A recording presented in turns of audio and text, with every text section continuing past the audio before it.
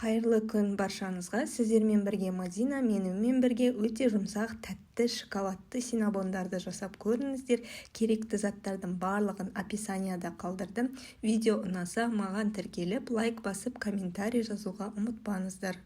Ең алдымен ыдысымызға жылы сүтімізді құйып, қантымызды салып, ашытқымызды салып, жақсылап араластырып аламыз да, ерітілген сары майымызды құйып, алдын ала ситадан өткізілген ұнымызға какаомызды қосып, жақсылап араластырып аламыз да, ұнымызды жаңағы массамызға 4-5 бөлікке бөле отырып, араластырып, жұмсақ етіп қамыр илеп аламыз.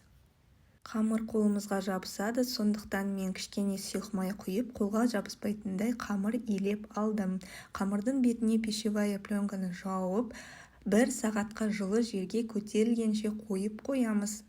Қамырымыз осылай көтерілуі керек. Столымызға ұнымызды көбірек қылып сеуіп алып, жаңағы қамырымызды 4 бұрышты етіп, қатты қалың, қатты жұқа етпей, осындай қалыңдықта жайып шығуымыз керек.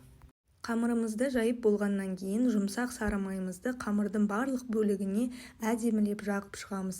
Қант пен корицамызды араластырып, оны да ортасына осылай сеуіп шығамыз.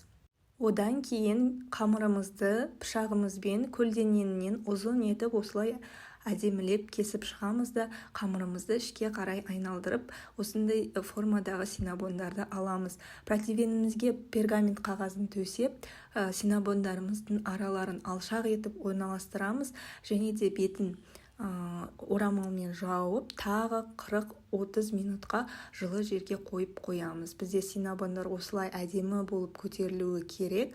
Міндетті түрде алдын ала пешті 180 градуста қыздырып, 20-25 минуттай пісіріп аламыз. Бетіне пісіп болғаннан кейін ыстық күйінде осылай глазурімізді жағып шығамыз. Дәмі енді өте керемет шығады. Міндетті түрде жасап көріңіздер, сіздерге ұнайды деген үміттемін. Барлықтарыңызға ас болсын. Сіздермен болған Мадина.